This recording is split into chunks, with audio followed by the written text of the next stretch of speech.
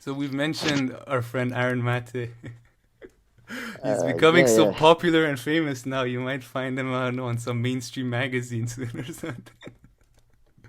That I found out, Phil, but yeah. So where But do you want to start with that? Yeah. okay, so I mean, we've already made a video on this. So I want about like the initial part, how it started. So let's go back really no Sure. further to last Sunday when Aaron Mate returned from Syria pretty much, and right before that, TYT and Anna Kasparian. Cenk wasn't there. He was smart. He wasn't there. She put out the most transparent, pathetic video ever. Or I don't know. Maybe Anna just found that that like in a lot of countries there aren't real elections. Like wow, thank you for that. I mean the way she was making this point that in Syria, the election that went on with Assad, is far from being perfect, really far from being perfect. But it was just so pathetic. You could tell this whole thing was made because of Aaron Mate. And I was gonna come here and ask you, like, Sam, do you think I'm reading too much into this? But just that night, Katie Halper made a video and called Aaron Mate on, and like that video was their whole premise of it. So I was like, okay, I'm not the only one who realized that this bullshit section where Anna's like warning people about election in Syria, I don't even know who she was talking to really, I guess Aaron Mate, was pathetically transparent. I mean that's where I would want to start, I guess, and then I have some smaller points about what comes up. I would say it's a justification of her. Yeah, she was trying to probably justify her. Yeah, in an indirect way. But yeah, a lot of and the two other people who were on, they weren't very, Well, I I have a in my comment view, about them insightful actually. either. Yeah, well, it's funny that you say that. One is I've known Francesca a bit before, but now she's like just like Anna Kasparian's like backup and Jake's backup in these feuds. She's I've appearing only to seen her come out on like that. Yeah, TYT. you don't really know her from before, so I wonder if others find that Francesca's kind of going down this Isn't weird she a comedian? dark tunnel. Yeah, she's also a comedian, but mainly like kind of I don't know mainly. I know she's a comedian, but yeah, she even worked for Al Jazeera like 5 7 years ago. They would make these short videos, so she's been in Oh this yeah, space forever. And yeah, the other guy who was there, so I put his name now, yeah. That Dr. was Rashad Ritchie. He didn't get the memo that this is about bashing Aaron Mate. Literally, the first time he opened his mouth, he straight away said that, well, we're kind of seeing the same things here in the United States. What's happening right now in Syria is the same thing that's starting to happen in America. What happened in Syria makes just as much sense to me as, let's say, the Electoral College. It makes just as much sense as, let's say, politicians picking voters and voters not picking politicians. So, I mean, he did not give a shit about Syria or anything. He went right away talking about the US. He compared it. He's like, the electoral system here is a sham or everything. So, someone didn't give that poor guy the memo. Because Francesca, she knew. All she did was throw yeah, jabs and shit. But this poor guy was like, I don't know much about yeah, and Syria, but I can tell you guys about here.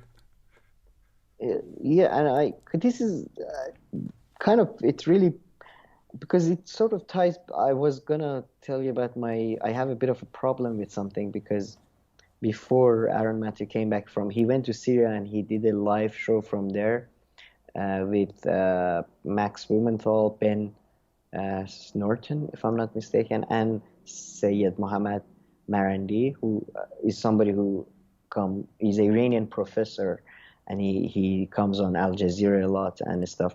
And I do genuinely think there are real criticisms that can be made of that coverage A and that million talk, percent. because in my view they are very like it's a whole like the whole life from Syria thing was just they are all very they're too. I think Marandi is you, is using their lack of knowledge of the region to sell them a story that they want to hear, basically. That, Iran is this weak nation that is defending the region against these American imperialists, which is to an extent true. And I do think Iran is a stabilizing force in the region and has been a better actor in the region. But it's not that simple, and it's not Iranian. Like, Iranians aren't saving like people. Everybody's acting in their own interest, national or otherwise.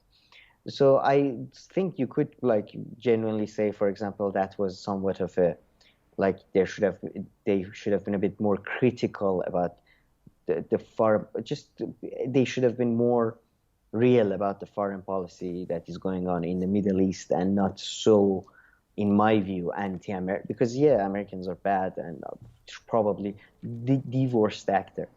Although I probably Saudis are even more destabilized. But yeah, so there could have been legitimate criticisms of certain coverage, or the fact that yeah, elections aren't democratic in Syria. But the things for Francesca or Anna Kasparian, for example, the way, yeah, when you, for example, when you see out of your window and I don't know, you see dead bodies, of course you're gonna. It's just the way they demonize and like it's like this concept we have in political theory, like the otherness. Like they make this monster out of Bashar Assad, that he maimed his own people. To be fair, a lot of Syrians think that he was a hero because he, saved the country from. Look again.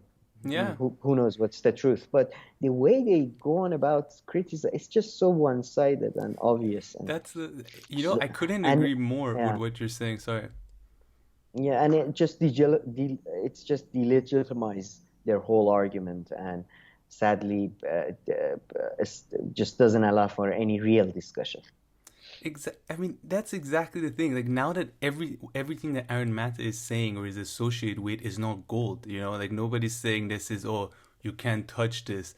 This is amazing. Everything that he's saying is right. Hey, maybe his main story about the whole gas attacks, maybe he's completely wrong. Who knows? But exactly, this is the saddest thing also, the level of analysis of like Anna, like their pettiness and their level of analysis with this issue. Like Aaron Matt is not going around saying what's his name, Assad is like a perfectly democratically elected president or even closely perfect. Like, he's not even saying these things. Like that's the saddest part about their analysis, that exactly it's missing the point. If they wanted to be very critical, exactly, they gotta watch this video that you're mentioning and probably came up with 10 real legitimate good faith arguments. But yeah, 100% agree with you there.